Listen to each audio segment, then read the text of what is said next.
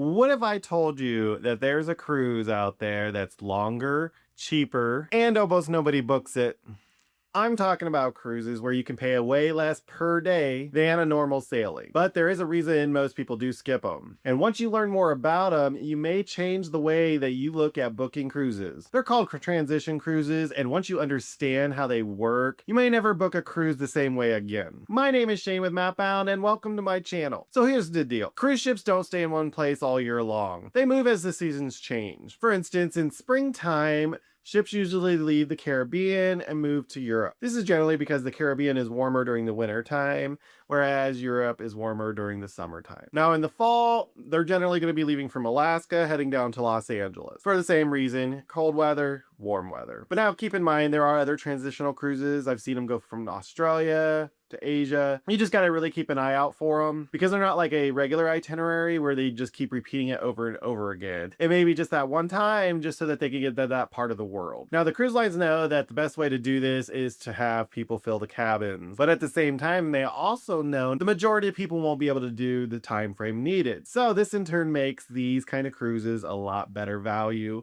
on the dollar. Cruise lines don't have to pay port fees as much because there's less port days. This is a huge savings for the cruise line. Plus, the more people on the ship, the more people are going to spend while on the ship. So it's kind of a win-win deal. You get to go somewhere far, be on a cruise ship for a long time, but at the same time, the cruise line isn't losing any money, or they're not losing as much money as they would if they sailed empty. And that's what a transition cruise is. The key thing to remember is this. These types of cruises exist because the ship has to move anyways. So now let's look a little deeper into why these cruises are so much cheaper. The first key thing is that cruise lines would rather make something than nothing. An empty cabin makes zero money. And the second one would be you usually have less ports that you go to, which in turn means less port fees, also saves them a lot on fuel. So in turn, this will cost them less money. And the last thing is these cruises are typically longer. Most of them are going to be between 10, 12, even 18 days. That alone is going to scare off a lot of people. But for those of us who are not scared away by it, it's going to open up more options for finding cruise deals. So you're not getting a worse cruise. You're just trading in the convenience of going when you want to having a better price. Now let's talk about what it actually feels like while you're on board a transitional cruise. Transitional cruises will have a lot more sea days, and honestly, isn't that the point? You're not running off the ship every day. You're not constantly on a schedule. You can actually enjoy the cruise.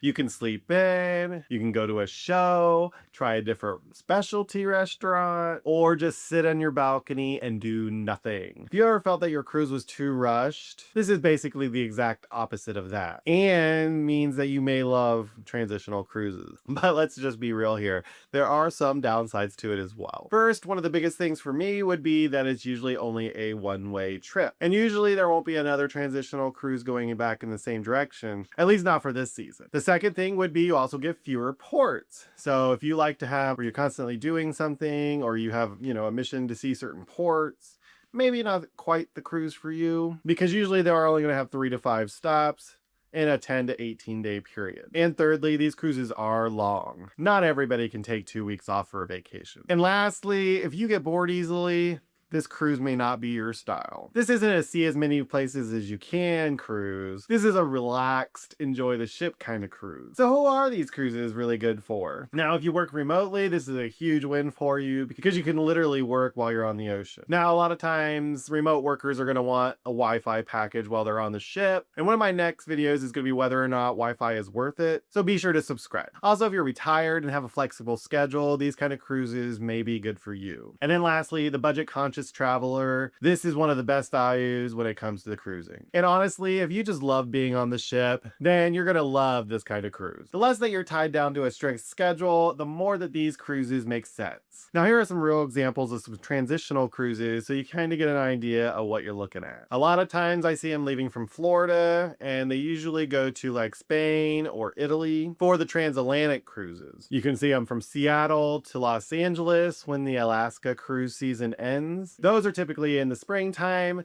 But then make sure you keep an eye out for them in the fall because the same cruise ships usually have to go back. These ships follow the seasons, so once you understand when the cruise ships move, you can actually predict when the best deals will show up. If you want to save money on cruising, transitional cruises are one way to go. They are sometimes called transatlantic cruises or grand voyages, repositioning cruises. Either way, they're basically the same thing, just moving the cruise ship from one destination to the next. Now, I'm not going to show you every single one because I can find them pretty easy, but I do want to give you a few examples, such as this. One going from Marseille, France, all the way to Warnemünde, Germany. Wow, this is a 10-day sailing and it's just over $500. I also found one that was a little more pricey, but it was from Vancouver to Hawaii. This one is mostly sea days for those who love just being on the ship. Then I found this one from Barcelona to Orlando for the fall. Now this one goes from Southampton in the United Kingdom to Miami. Of course, that one being in the fall, but there's also one in April from Miami to Southampton, if you want to spend a summer in Europe. Now this one is really exciting. This one is from Seattle to Japan. Japan is my #1 place I want to go, and I would love to book this cruise. Now here I found a rare one. August sailing out of Orlando to Barcelona, then spend a month and a half in Europe, and then take the same cruise ship back, Barcelona to Orlando in October. It's a little more pricier, but the idea of not having to fly, and then also bonus, you don't have any jet lag. So here's the bottom line.